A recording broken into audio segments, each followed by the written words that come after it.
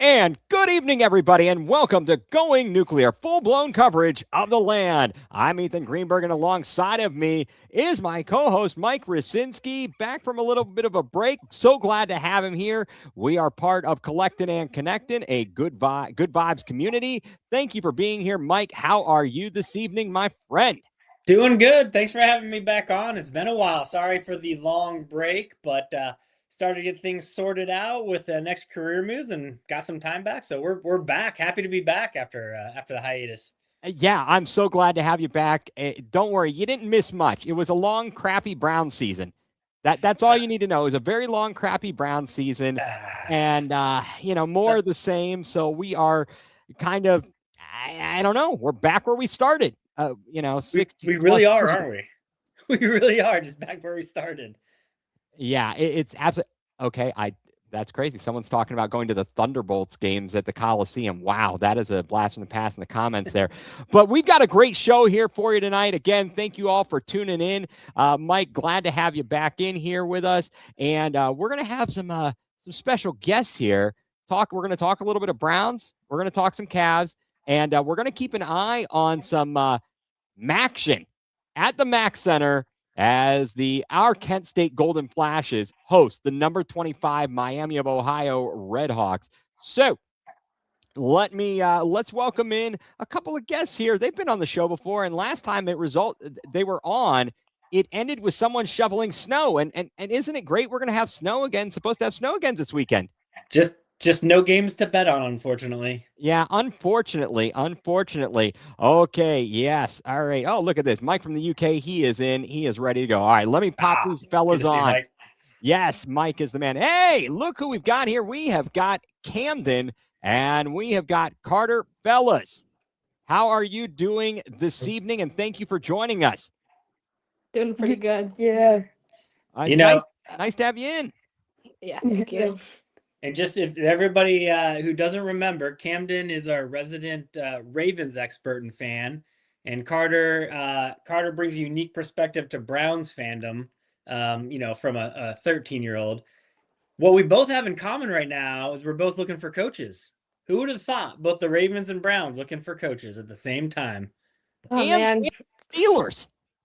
and the And the Steelers. Yeah, the AFC North has one coach and two quarterbacks right now. Yeah, that's kind of crazy. I don't know. So, Camden, what do you think about the Harbaugh thing, about him being fired and him now going to the Giants? Are you uh, looking forward to moving forward from him? Are you upset about it? Just, I'd love to hear your thoughts because, as Mike said, you are the resident Ravens fan. you know, it was it should have happened a while ago. It kind of all the blown leads, like it's just been going on. Well, watching the Patriots game where we blew yet another one, there was a stat that popped up on the screen where it said that the Ravens had the most blown leads over a 5-year span in NFL history. We had 12 over a 5-year span. Harbaugh was running a good team, but he also had great talent. So, also at the my grandpa's a Giants fan, so I'm looking forward to him having the same pain as I've had over the Oh, next 5 years. okay. Okay, and then this is an interesting thing here. Mike from the UK says he wonders if Harbaugh will regret jumping quickly at the Giants job now that the Bills job is available. Um, what's the story? What's the word on the street, Camden, in terms of coaching candidates in Baltimore? Have you been following it closely? Not too closely, but Sean McDermott's out. I really like Joe Brady. Joe Brady's been running a tight ship over in Buffalo. He's been making stuff work with not a lot of receiving talent. Just Josh Allen, James Cook over there, and he's been running a top 5 offense for multiple years now. Right. I don't know, Carter. How closely have you been following this? Do you have, feel the pain along with the rest of us? Do you and Camden commiserate over the fact that we have no coach? Uh, I'm kind of I don't know if it was a good decision or a bad decision that he's gone, but I couldn't. I feel like this could either end really good for us or really bad for us because Yeah. No, It's- I think you know what? You're in the majority. Nobody knows what's going to happen here. We're all just scratching our heads and wondering what in the world is going to happen. Did you guys see the latest? Mike and Carter and Camden, just before we came on a little earlier, the Browns have had some second interviews lined up. And one of the interviews they had lined up was was former Miami Dolphins coach and a former member of the coaching staff in Cleveland, Mike McDaniel, and he has withdrawn his name and will not be coming to Cleveland for an in-person interview. I'm not upset about that. I got to be honest. Yeah, honestly, I would have been happy about it. He's not been doing too great over in Miami, but I would have been happy about it. Make him over Well, here. that may mean that he's coming to Baltimore, Camden. If he's withdrawn from the Browns, the Browns search, I don't know. I was looking forward to the goofy press conferences because that would be the complete opposite of Stefanski, what we saw every week. At least that would be entertaining. The games might not be entertaining, but at least the press conferences would be entertaining. I don't think Well, even the sorry. Go ahead. Go ahead. I don't think even the Ravens are dumb enough to bring Mike McDaniel in after what's been going on in Miami. We'll have this conversation next week when the Ravens hire McDaniels and see what you think then. No, I Please think, no. I mean, my thought is when he stops shopping in the little boy section for pants and can grow a beard, then he can get another head coaching job. I think that's my thought there.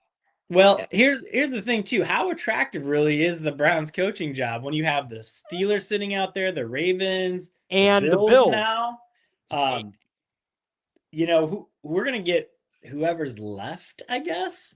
That is the whole point. That is, you've hit on it right there. I mean, Camden, you got to be sitting there feeling pretty good about the Baltimore job. Although, do you think that a candidate looking at Baltimore might suddenly go, hey, the Buffalo job is now available? That's pretty darn attractive up there. Maybe they see that as a better situation. Are you concerned about that? Well, both spots I feel like are pretty good coaching spots. Both made it to the divisional round last year. Both AFC Championship makers. At the end of the day, like both are good spots. As a Ravens fan, I gotta say Ravens got the better potential because Bills kind of got a lot of scared general managing over there.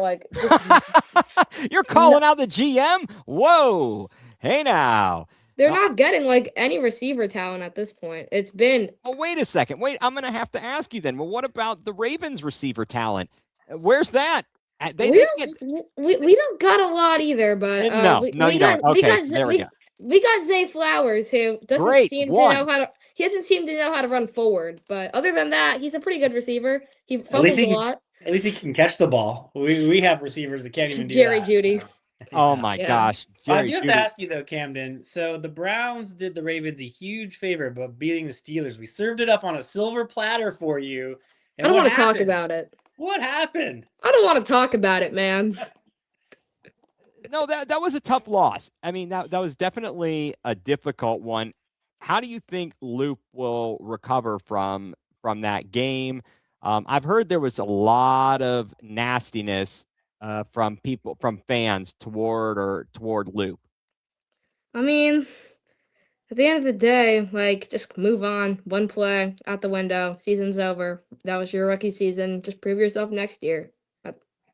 Right. And do you think it's kind of messed up that fans will go after an athlete, a kid, whether it's people in the NFL or in college or otherwise? I mean, you're younger, you're of the generation. There's lots of social media and stuff. I mean, how do you perceive that? It's tough. You're getting extreme cases death threats, unextreme cases just people hating on you on social media. It's not fun to get all that hate directed at you all day, every day, and he's gonna get that hate for a while. He just got to prove himself. Right. It's really difficult to have to deal with that, but just everyone makes mistakes at some point. Just gotta. Oh, sure. Now, would Justin Tucker have made that? No. maybe like 3 years ago, but Okay. last year was not great. He is way more clutch. I'd say He definitely was he- at one point there. if it was 2 years ago, Justin Tucker, 3 years ago, Justin Tucker, that's going in every single time. Anything from closer than 50, always. But last year, God, I don't want to talk about last year. He was the reason we didn't have a home game in Buffalo last year. So many games. He just was no good. He needed some, I don't even know. I'm gonna leave it right there. I'm just gonna move on there. I have a question for Carter, because he was talking earlier. We were just talking about how the Browns, in my opinion, is probably the least attractive coaching option out there from all the ones that are still out there. Carter, what makes the Browns actually an attractive destination? Why would any coach want to come to the Browns? Probably because like they're like building and they like look strong because like they should have better draft picks this year, hopefully. And they have like Shador, who's a young quarterback, and he has a lot of talent. And like for other teams, like what? And for like other teams, it's like they already have they have a problem with something, and that's why they fired their coach. With the Ravens being like a playoff drought, I mean like losing playoff games. Well, the Browns, the Ravens haven't rebuilt. They already have a team, but it's like it's falling apart kind of. And the Browns have like they're building right now with like a strong running back, Quinshon Judkins. They have what's it called? They have Shador Sanders. They have what's his name? Harold Fannin. Yeah, Harold Fannin. And then like coming into this draft class, yeah, is probably good and stuff. Maybe. Yeah, so we have to hit this draft class for sure, but we have a lot of picks. I mean, that's the only thing that saved our GM was this last draft pack, because his previous draft classes were not anything to talk about. No, they absolutely were nothing to. You don't aspire to have bad draft classes like that. But that's a good point that you make there, Carter. When you look at the teams and these different jobs, for example, Pittsburgh, they've got a quarterback conundrum themselves. What are they going to do? They've got an aging defense. Their offense is not amazing. I guess is the best way I can put it. The Ravens, you've got a two-time MVP in Lamar Jackson, but he's injured often. You still have, Derrick Henry, and you have a very good defense. You have, something's got to pull it all together. The Browns have potential with draft capital to get some more pieces in the right place, with arguably probably the defensive player of the year in Myles Garrett. We don't know that yet for sure. Now, the Pro Football Writers of America, PFWA, they voted Carson Schlesinger the defensive rookie of the year. So, I mean, that's pretty amazing. Oh, wait, here we go. Let's see. This is a great idea. Pukesburg should draft Ty Simpson. Would we all be in favor of Pittsburgh drafting Ty Simpson just because he stinks? Aye. Yes. Yeah, that's something we can all agree on, at least. we all can definitely agree on that. Guys, on a separate note, did you watch the college national championship last night at all? No. I watched some highlights in the morning, but I wasn't really as invested after JMU lost in the first round. But we covered the spread. Well, you did. I mean, but what about Curt Cignetti? I mean, being that he came from JMU and half the team came from JMU. That part just feels unfair. I hate the transfer portal, how everyone just goes to the big teams, just that's real small teams. But I'm happy for Indiana. They played amazing all season, went 16-0, and they deserved the win. I'm surprised. Honestly, I'm kind of surprised given that Miami pretty much had a home game. You know what? Well, not pretty much. They did. Now, granted, they have to allocate tickets, but it's on their home field and stuff. I think the problem was Ray Lewis's outfit on the sideline. That hat was terrible. I think he got a free bowl of soup with it. You know what's interesting though is the sentiment there of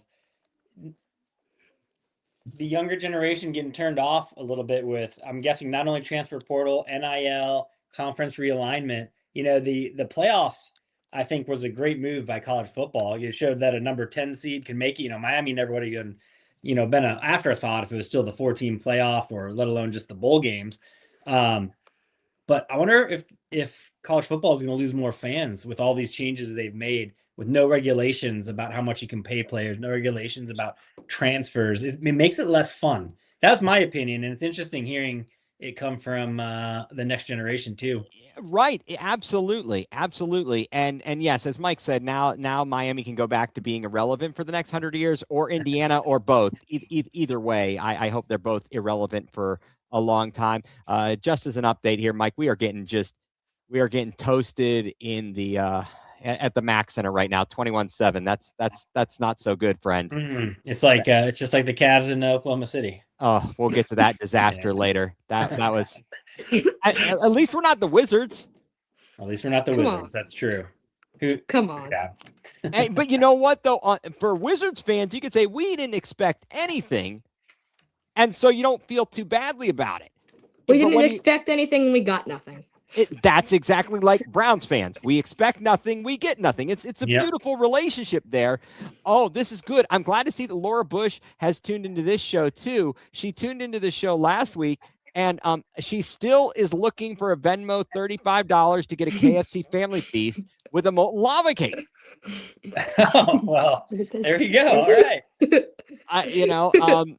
Let's see. Oh yes. So the Mike, to answer your question, Mike, Miami of Ohio is undefeated, but the gambling folks had Kent State a 1.5 point favorite, which doesn't appear like that might be the case, but we'll see what happens here. Well, I think you need to do you need to share the little piece of information you shared with me before the show about what happened. What is it? 27 years ago on this date?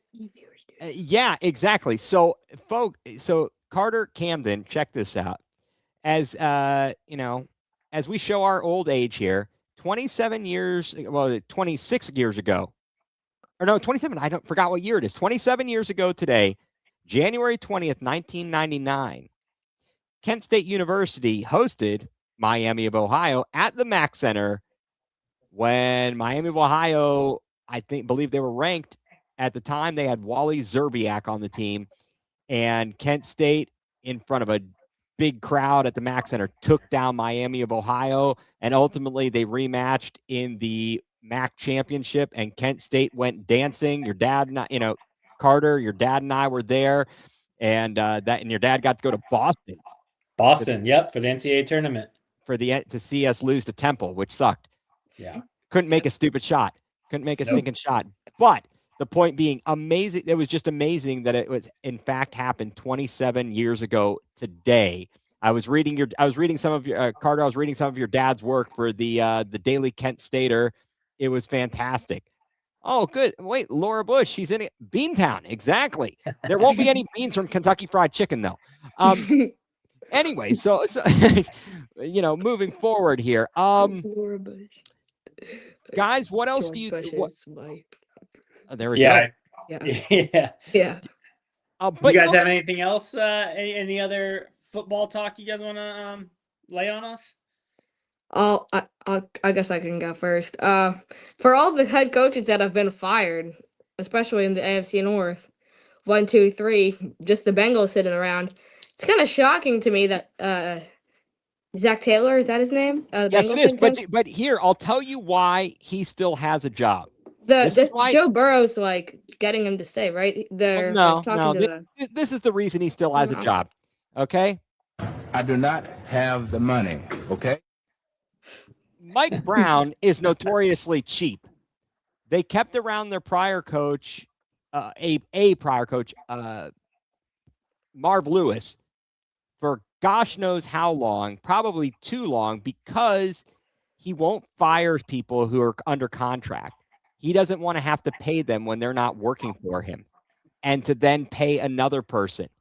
So they don't have as much liquid, funding and money to spend out of pocket.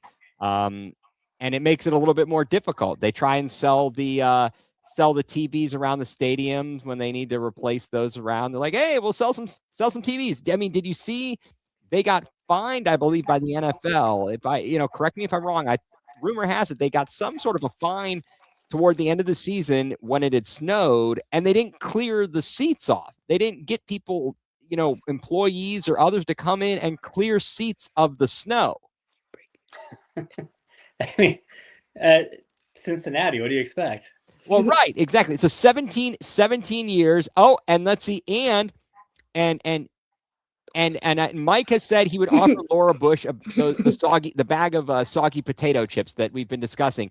See, and my whole premise was I talked last week about which coach would you take, this coach or a bag of soggy potato chips. So let me ask you, if Jim Schwartz interviewed in Baltimore, would you take Jim Schwartz or a bag of soggy potato chips? I'll take those potato chips. That speaks volumes about what you think of Jim Schwartz. You didn't respect the Browns defense? I mean, I respected Myles Garrett. Oh, those are some tough talking words there. What about you, Carter? That's good enough. Would you take the bag of soggy was it a bag of soggy potato chips? Yes. Okay. That or Jim Schwartz as our head coach for the Browns. He's having to think hard about this. Yeah. He's like, what flavor is it? Salt and vinegar, man. Best flavor. Yeah, so if it's salt and vinegar, I'll take the chips. Wow. So not a lot of confidence for Jim Schwartz. I was kind of hoping he'd get the job. I honestly think that he may. So okay, I'd rather take the soggy potato chips over Todd Monken. What do you think, Camden? Would you take soggy potato chips over? No, I'd take Todd Monken over soggy potato chips every day. I'll be completely honest. Oh, your offense, you didn't hand the ball to Derrick Henry. That's not his fault. That's John Harbaugh. Who was calling the plays? John Harbaugh wasn't calling the plays. Yeah, Todd I know Monken that, was. but John Harbaugh was the main influencer. If okay, so let's ask you guys this. If this is because this is the argument that we have in Cleveland. Toward the end of the season, or Kevin Stefanski started with the play calling. He gave that up midway through the season. People said, great call by Kevin Stefanski. He didn't call the play. He's not the one signaling in the call into the helmet. You know who is? The offensive coordinator. So how are you going to complain? How are you going to not blame Todd Monken for that, for not giving it to Derrick Henry? At the end of the day, the head coach decides the game plan. You guys, they work together. The game plan is one thing. The person who calls the play is responsible for calling the play. All I know is that they were doing some stuff all season, towards the end of the season at least, they were alternating Derrick Henry and what's his name, Keaton Mitchell. They were alternating them drives, and that's both decided that. But the head coach has the higher. His say means more than you would think that. You would think that, but I'm not so sure. That's very interesting. I think that it's just crazy. I mean, if you look at it, guys, what did we determine? There 10 teams will have a different head coach this year. That's crazy. And 8 got a new coach this past season. Although the Raiders went one and done with Pete Carroll, so they're a repeat offender. So I don't know. In the math, I got to do the calculus if that would make it 18 teams or 17 teams, but over the past 2 seasons with new head coaches. What did you guys think of the playoff matchups last weekend? I mean, those were some great games. Obviously, the Denver win comes at a cost for them. It came at a cost for Buffalo. For the Denver side of things, they move on, but Bo Nix goes down and is knocked out. So now they're down to Jarrett Stidham. For the Bills, they get ousted and then they fire McDermott. Can I have a little aside here now that you're speaking of that? So how did the Broncos recover from their disastrous trade for a quarterback a few years ago? They gave up all these draft picks. Then Then they trade another first rounder to get Sean Payton. And does that just prove that you get the right coach and you can turn it around? Whereas the Brown, I mean, it was a toss up of who made the worst trade between Deshaun Watson and Russell Wilson. And here you have the Broncos going to the AFC Championship game, and we're looking for another coach, and we're back where we always start. Right, and that's a great point, and it goes to two things in my mind. I don't know what the guarantees were for Wilson in his contract and how much that was. I think the Broncos had the largest dead cap in NFL history. I'm pretty sure. I think the Browns would overtake that if they were to try and move on from Watson. It's way worse. Is the problem. And the Broncos just had the courage to just move off of him, take one bad year, just dump him off, go all in, get some young talent, and look where they are now. Right. I think Watson was, in theory, they felt he had more left in the tank than Wilson did. But it is not great, but the coaching matters. Coaching matters. They've got to recoup some of the draft picks. I think that would be the argument for how the Broncos got back where they did. I mean, they had better coaching. They drafted some good players. They built a phenomenal defense, and now the Browns have to do the same. They can't afford the free agents. And we have the defense. We can't afford the free agents, and now our coaching situation is up in the air, or at least the Broncos knew they were getting somebody good. So I don't know. It just that amazes me, their turnaround and how we've gone in the complete opposite direction. And we were kind of in the same boat 3 years ago. Exactly. And actually, let me ask a question, as we just kind of watched how things have played out. If you recall, one of the narratives was look at how the Browns trade for Watson improved and built the Texans, yet CJ Stroud is kind of struggling. He is. He had a good first year too, just a sophomore slump, and he had a better year this year than last year, but the defense really just held him up the whole season for the Texans. The defense was key. He looked terrible in the playoffs. He looked terrible in Pittsburgh. He looked awful in New England. I know the weather wasn't great in New England, but is he going to recover? They're getting to that point. He's year 3. Going into year 4, they're going to have to decide about that 5th-year option for him. Do you think he'll end up remaining with Houston? They'll stick with him? I mean, I'm not so sure. I'm not sure if he's on kind of, and I hate to use this comparison, but like a Baker Mayfield trajectory. Yeah.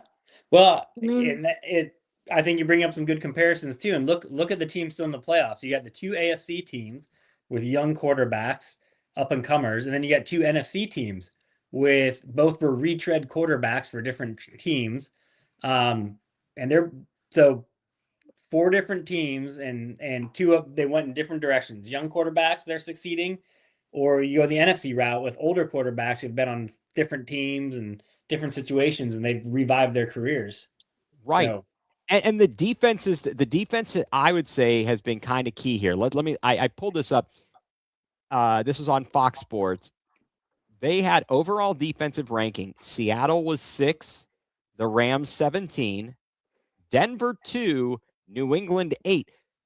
So the Rams arguably, I mean, they've got the old veteran there in Stafford.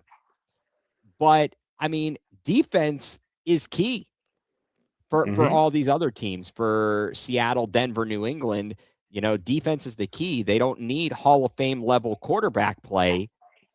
You just need to have, adequate quarterback play in these situations. So I think that bodes well or speaks well for the Browns, right? Because we've got defense. Can we get adequate quarterback play and some offense? And can that be Shador so we don't have to waste another draft pick on another quarterback? The questions of our times. They are. Were you amazed by the turnaround, guys, of Caleb Williams this year? How good coaching changed him? I mean, the Bears had a phenomenal season this year. they did so well. I mean, Caleb Williams if it wasn't for Drake May and Matt Stafford, he would have been like maybe MVP candidate number 2. Right. Yeah. I agree completely. They certainly had, and again, the Bears had very good defense. Did you guys hear Rex Ryan and others talking about they should have gone for 2 after they scored that touchdown? They should have gone for 2. Not at home. Right. And your defense is playing so well. I say you go to overtime. You know that you're going to get the ball. Both sides get the ball. So it's not a sudden death thing. I feel like it's not as big of a deal that they didn't go for 2, because if you go for 2, you don't get it. You're toast. Oh, just like the Browns trying to go for 2. What game was that? Titans game. Titans game. Two times in a row. Yeah. We saw how that turned out. That was awesome. That was brutal. That was helped us get a better draft pick. Boy. Now I guess I don't know. That's the question though. Are we upset? And I've heard this talked about, especially in light of what we saw last night in the national championship game and Fernando Mendoza. The Raiders are sitting at number 1, but if we had not won those 2 games against Baltimore, or who'd we beat? Cincy and Pittsburgh. Yep. We would have had the number 1 pick. Do you guys ever think that you'd rather lose just for a draft pick than win? Carter, go. I want to hear your answer for this one. Yes. Would you rather have us lost those last 2 games, got the number 1 draft pick, or did you have more fun watching those 2 games since they actually won? To be honest, for going 3-14 last year and improving by 2 games, it's better because I actually enjoyed watching the games than being like waiting like a whole nother 9 months. Yeah, like a whole another 9 months until like the season starts again for like drafts and stuff. It's enjoyable for the last 2 games to actually see them win 2 times. I love it. I mean, Carter, what about you? I mean, what would you say if you knew that if the Ravens were in a similar situation? Let's act as if they didn't have a quarterback. If we didn't have a quarterback, I was gonna say if we had like all of our talent, but we were like 3-12 and we could have gone 5-12 to end our season. Honestly, I would have rather us just lose those 2 games. But if we had a good quarterback, like if we already had an established team, just like a really, really bad off year, I would have rather we won just to like get my spirits up going into next year. Just like put me out of my misery slightly, but like in a good way. Yeah. It's a tough situation. Sometimes you get lucky and you have those off years where, like, for example, the Colts lucked into Andrew Luck. The year of course, the year that Peyton Manning is injured and doesn't play all season and they stink, they land number 1 overall and get Andrew Luck to move on. Like any other year, it's crazy. And how about in basketball? I know there's a draft lottery, but the San Antonio Spurs back in the day, David Robinson gets injured and they end up with the number 1 pick and get Tim Duncan. Yep. Just so lucky. It's so funny, but I think that things take care of themselves.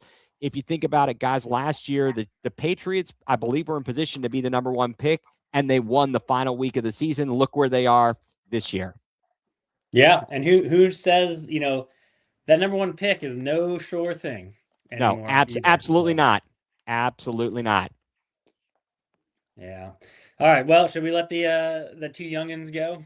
Absolutely. I think that's fine. Thank you so much for being with us. This is great. You will join us again soon. We will talk more football. We'll be getting ready for the NFL draft. And I love it. Thank you so much for being with us, fellas. Thanks for having us on Thank your you, guys. podcast. Absolutely. Have a great night, guys. See you guys. See you guys. See ya.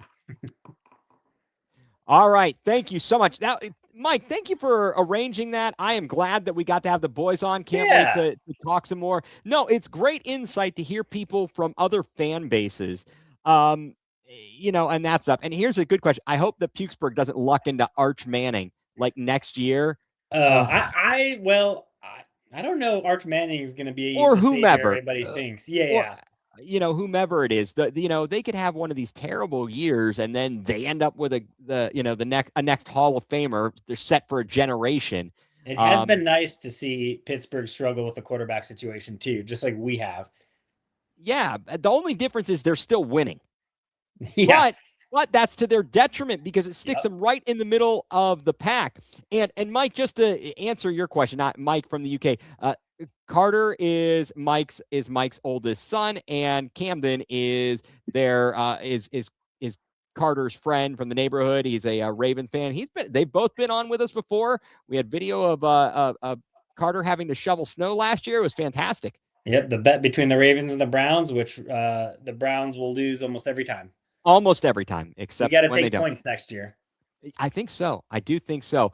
So, I mean, just what have you made of what's been going on with the Browns? Are you at all disappointed about the Mike McDaniel thing, or right now it appears the favorite in the clubhouse?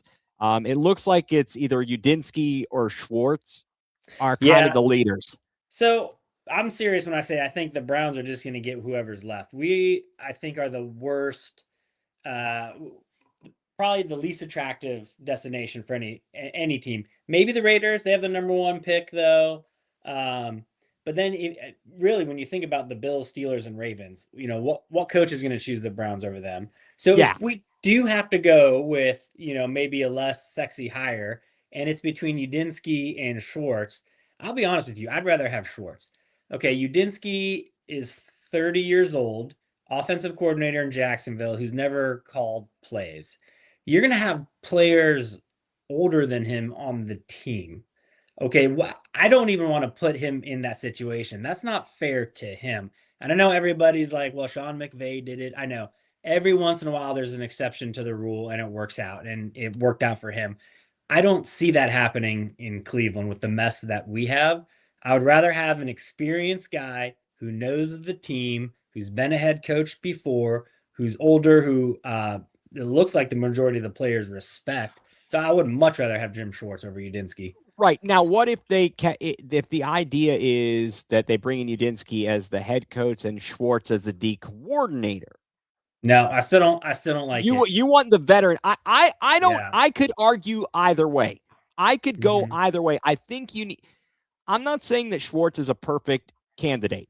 I'm not saying he is the perfect coach. He's only had one other head coaching stop in Detroit. But I do think that he garners the respect of the team. And the defensive unit has been the best unit and most consistent unit. There have been times that they have let us down. You let Carson Wentz drive 80 yards on you last year, in London. You've had some other games where just you're out of your mind. But then you say, is it because the offense is so inept and the margin for error is so slim? I'd be fine with it. If they hire Jim Schwartz and they come out and say that whenever it is next week or whatever, okay, great. What if we did the opposite? What if we made Jim Schwartz the head coach and brought in Udinski as the offensive coordinator? I would be perfectly fine with that. Give them like an assistant head coach title to lure him away from Jacksonville, something like that. Exactly. That I can see happening. Yeah. And I would be perfectly fine with that. I think that for Udinski, he has to see it as a better opportunity.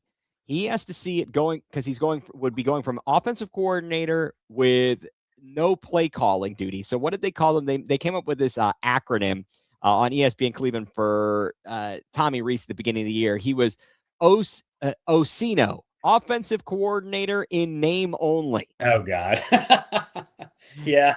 And that's a good. Trevor Lawrence spoke very highly of Udinski for helping him turn his career around, and Sam Darnold too was under Udinski in Minnesota. Oh, was he really? Okay. I didn't put that together. And Sam Darnold has turned out to be pretty darn good. So if we could get him in here, I would not mind that at all. I like that. I'm not upset about the Mike McDaniel thing. I'm fine with what we've got. It's been rough. I think that we're going to be based upon where we ended up in the draft order. I'm also not too upset. The draft class is a weak quarterback draft class, as we've learned. They're going to need to roll with Sanders, and unfortunately, maybe Watson's still a part of the equation, which I really hate. Yeah, I'm with you.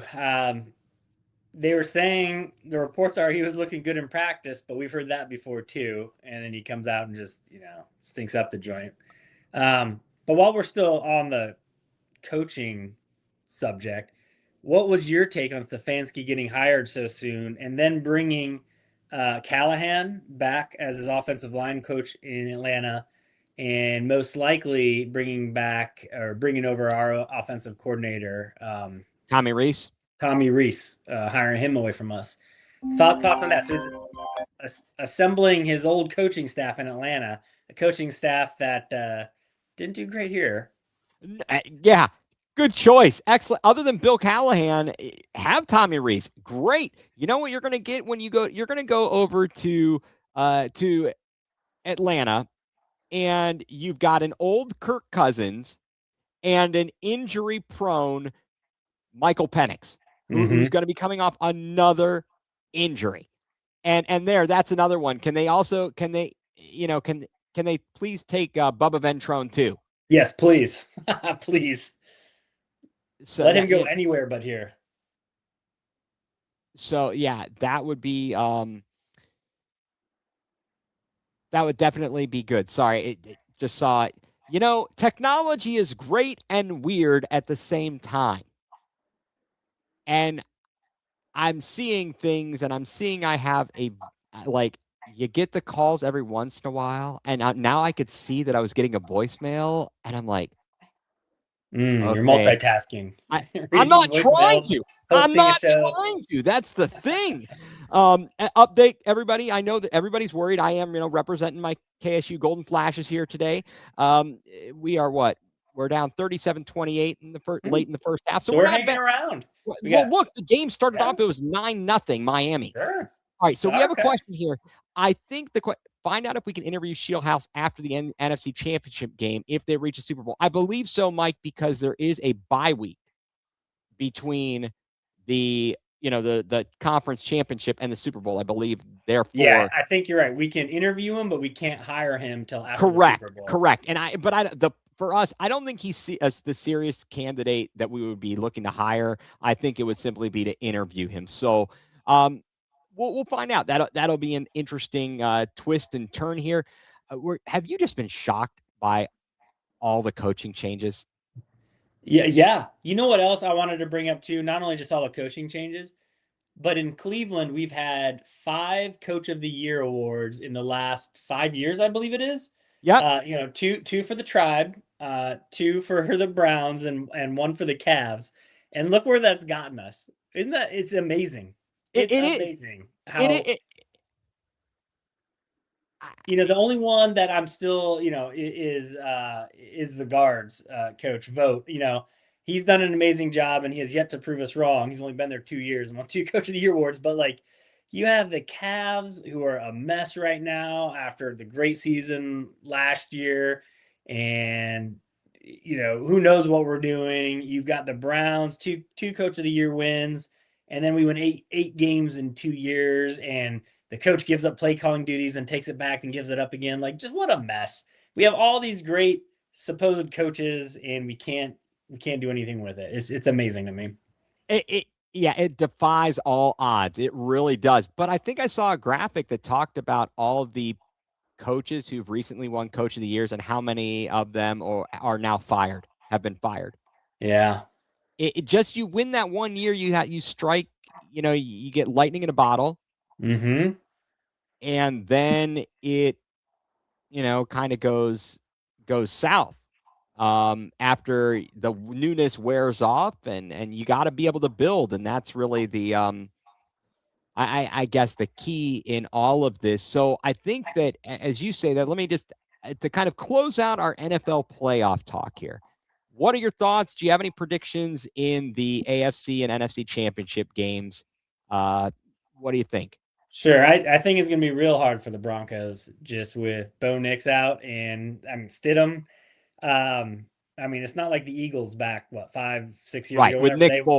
Right, the Nick Folk season. So I think it's going to be real hard because New England has a really solid team. Obviously, number 1 or 2 MVP candidate. So I'm thinking New England. On the other side, Seattle looks pretty unstoppable right now, especially with their defense. So I could easily see Seattle winning it all. Just rolling through the Rams. I mean, Right. how amazing is that NFC West, by the way?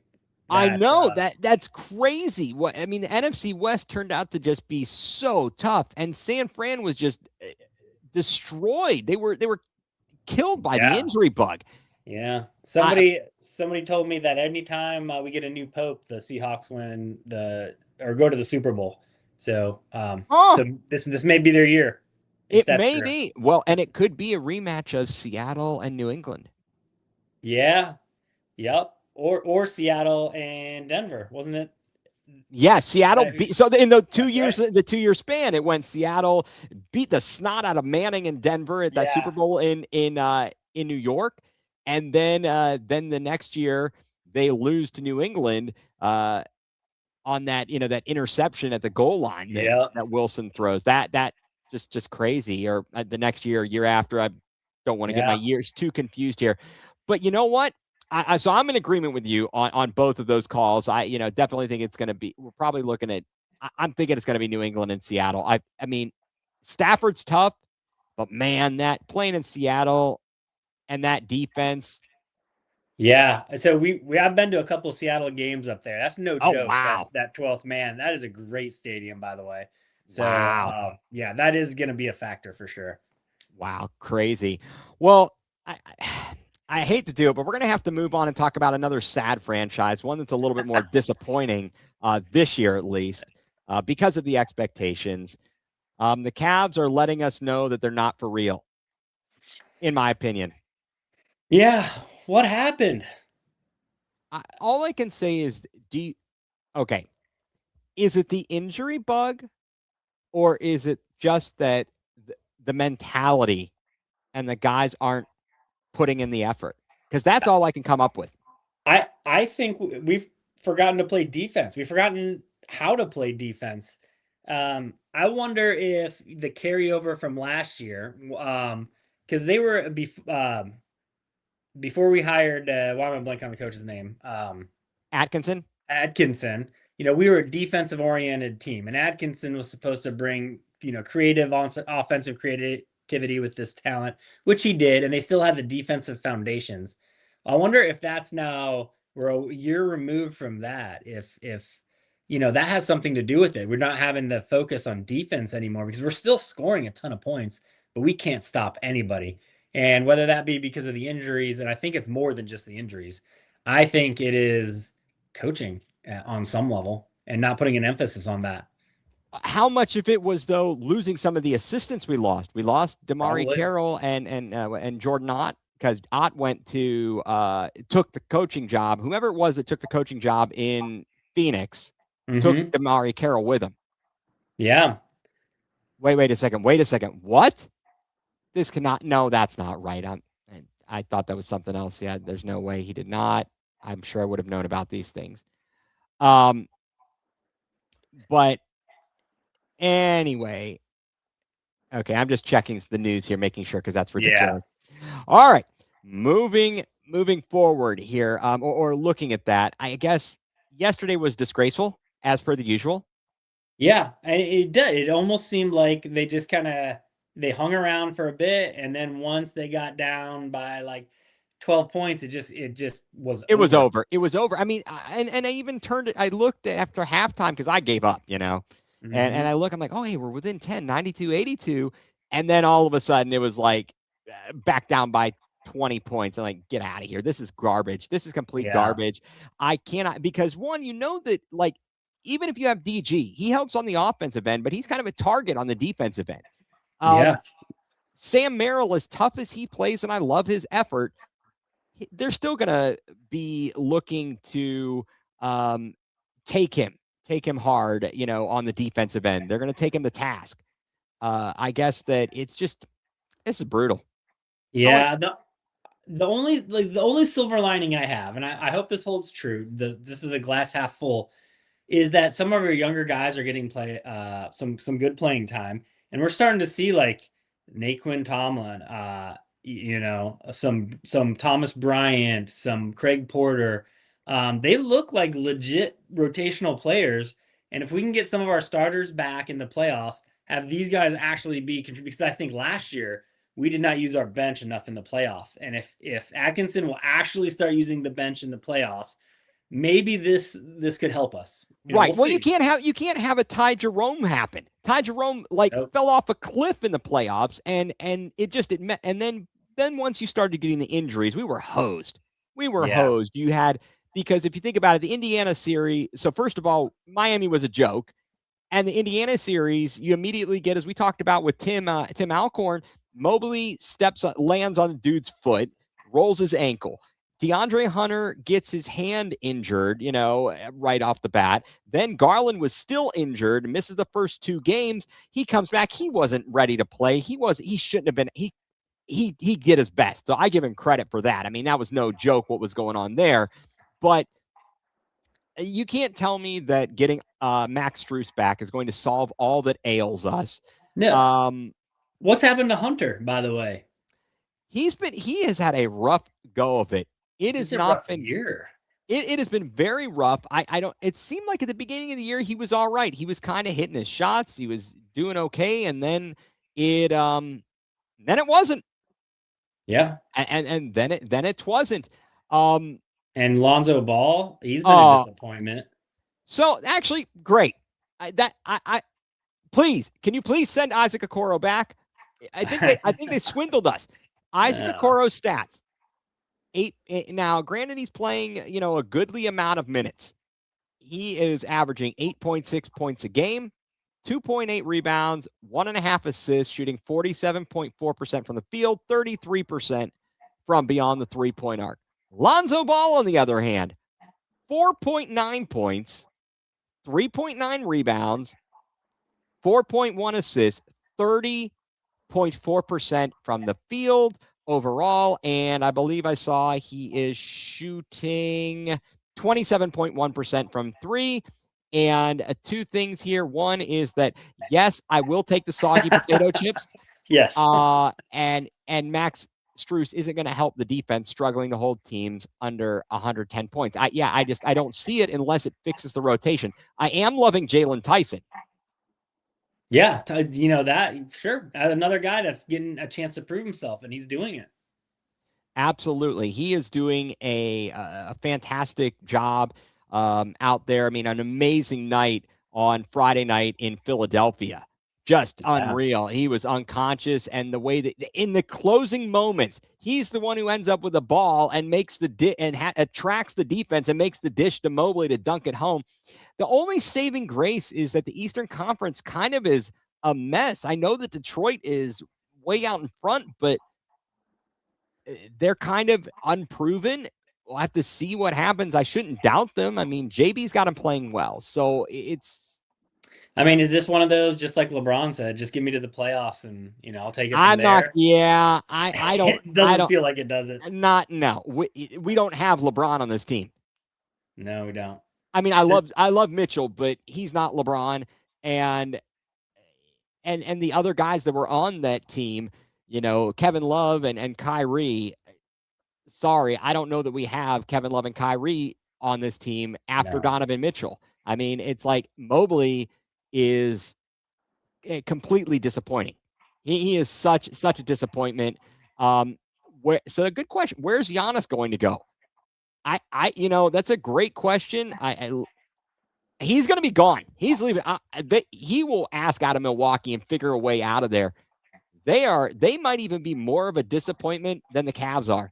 Yeah. I mean, I know that question is, could the Cavs get him? That's probably the follow-on question, but I know being in that second apron really hinders us for what we can do. At this juncture, I would trade Allen and Garland for soggy potato chips. But if Mobley was included with that too, I'd do that. The only player I would not be willing to get rid of is Mitchell. And you need to get out of Mobley. Would you get rid of Mobley? Oh yeah. Adios. Really? He's not good enough. He's never going to be. He got okay. We got hosed because Wemby got injured. The fact that Wemby got injured last year allowed Mobley to get DPOY, and that made his contract a supermax. Yep. And that screwed us. Yeah, it put us in the second apron for sure. But you don't think he's young enough that he will still develop and turn into something that we want, like a Giannis almost, because it took him a few years. It did. Okay, here's where I think we struggle with Mobley. Attitude or lack thereof. He's such a nice guy.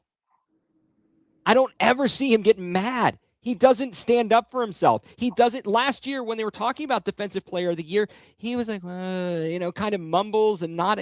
That's just not who he is. I need somebody who wants to take the ball and take it to a defender, throw some elbows, show me some Rick Mahorn, show me some Bill Laimbeer. Let's get dirty. Let's go. Okay. That's what you. All right. He is not that for sure. I agree. I don't know if that's what we need from him though. We need somebody with attitude. Who's our attitude guy? Maybe that could be Giannis. That used to be who did we trade last year? To Atlanta. Who did we trade? Yeah. Not Levert. Niang. That used to be Niang. We need to get him back. Yeah, good question. What happened to Niang? Yeah, I'd take the G-Wagon right now. Bring him back. Let's go. Okay, not ready to give up on Mobley. What happened to DeAndre? That's DeAndre, like you said, Mike, he has kind of fallen off of a cliff. He just has not looked good or comfortable. Again, I think the fact that we haven't been able to settle into a rotation, we've started 20 plus different starting fives this year. Yesterday, we had a starting five of guys who apparently never had played 1 minute together on the court in a game. Yeah. Are we serious? I mean, well, you look at Boston, they haven't had as many injuries as us, but they had their number one player go down, and they're still number 2 in the East. I mean, they figured out a way to overcome it. There was 24th different starting lineup out of 42 games, I think, 43 games. That's ridiculous. And we've lost more games this season than we lost all of last season. Yeah. And I know we've had a lot of injuries, but do we really need 24 different starting lineups? I mean, that's a coaching decision. We haven't had that many injuries. It is, but you need to go with 24 different starting lineups. It's kind of crazy. I mean, obviously, you could, let's say Lonzo Ball was good enough to play every night, which he can't because of injury management. That would be like, all right, if he was playing well enough, you still wouldn't play him on second nights of back-to-backs or back-to-back games. And that would create some lineup changes. But the fact that Sam Merrill has sprained his hand or done something to his hand like 5 different times already, Jared Allen broke a finger on different hands. You got Dean Wade, who's constantly getting injured. He played 17 minutes yesterday and had a big fat 0 points. We had as many points in the game yesterday as Dean Wade had. I mean, and we're getting paid a lot less. Exactly. I don't know that there's a magic elixir. I can't figure it out. And I think poor Kenny is exasperated. Yeah. Well, I mean, coach of the year, he's got to figure it out. He does, or Dan will send him packing. Yeah. He's not afraid to pay coaches when they're no longer coaching for him. There it is. Greatest ability is availability. All right. Yeah. Absolutely. So yeah, and everybody, thank you for tuning in again. Thank you to having Camden and Carter on earlier. If you didn't catch it, try and catch us on the replay. We were talking lots of NFL football. We had a resident Ravens fan in the house to join us in our AFC North talk, and we were commiserating in the coaching carousel here. And of course, I also want to thank Paulie Campione as we are part of Collecting and Connecting, Good Vibes community. Great to be here, and thank you all for joining us. And it's also good to have my man Mike Rasinski back in the house here. Good to be back. My co-host, and always good for him to be here. So, if let's just to kind of clean up the Cavs, if ultimately the Cavs don't get healthy, and or they get bounced early in the playoffs or our play-in team, do you blow it up? Or do you say this was just bad luck with injuries this year? Oh man. That's a good question. I don't think I have a good answer. I guess I would like to see some type of major change because it's been too many years where we've gotten bounced out of the first round at this point. So I think, yeah, I think you blow it up a little bit. Yeah, I think so. And I don't know. And to answer this question, I don't know when the Tribe is going to sign a right-handed bat. Yeah, They're all our right-handed bats are in the minor leagues, and they're going to give them all a tryout this year. apparently. Yeah, I'm Mike. I am more apt to feel like we need to blow it up. Yeah, me too. Okay. I'm ready because I'm not doing this again. I'm not running these guys back. We're in the second apron. We need to get cheaper and we need to find more young talent. I want to see more Tyrese Proctor. I want to continue to see him develop. If he can be on the same trajectory as Jalen Tyson, I'd be very happy with that. Certainly, Craig Porter is playing nicely. Naquan Tomlin didn't even play high school basketball. Yeah, that kid's amazing. I love his energy. Yeah. Heck, you know what? I'm going to say this, and Mike from the UK might fall over. I'd rather see Luke Travers than Lonzo Ball. At this point, yeah, it's hard to argue that. I would rather see him, Luke Travers and Lonzo Ball.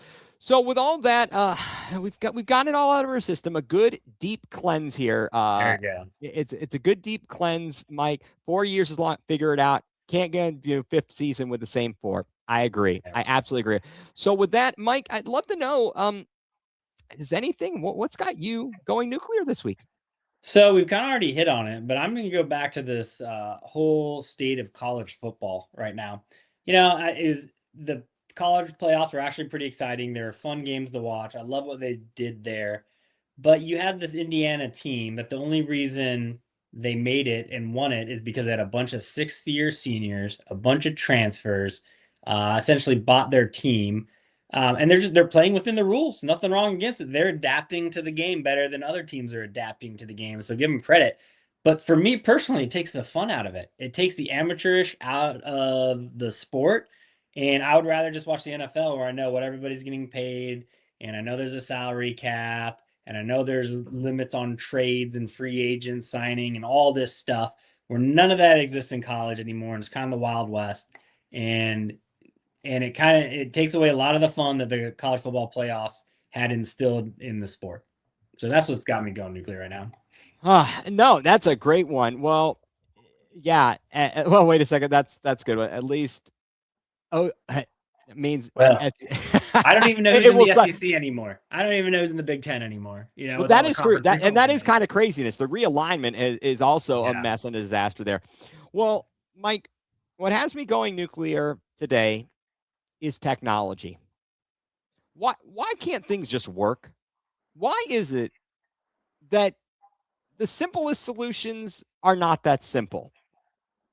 I go out and I buy a device to make my life easier from switching computers, my work computer and my home computer, my laptop, switching between monitors. So when I go to do the podcast, no problem. I didn't buy a cheap device, yet somehow, it won't work. It will not work with my work computer, and I'm having to get. Thankfully, I'm getting help, IT help. But why is it? Why can't things just work? And they're only going to get more complicated the older we get. It is. It's true. It is absolutely true. And the fact that just like you said, technology. Yes, Mike, I'm still moaning about tech issues. You don't understand how late I stayed up messing around with these things. But yeah, I guess what has me going nuclear is just, come on, technology. Be better. Be better. Be better. Well, you know what wasn't better, or what will be better? The next time we're on. That's right. It'll be all good. So, Mike, thank you so much for being on and being glad to have you back. Thank you for everybody who tuned in. Thanks to Paulie Campione as part of Collecting and Connecting Good Vibes community. And thank you, everybody, for commenting. So, for Mike Rasinski, I'm Ethan Greenberg, and you've been tuned in to Going Nuclear, full-blown coverage of the land.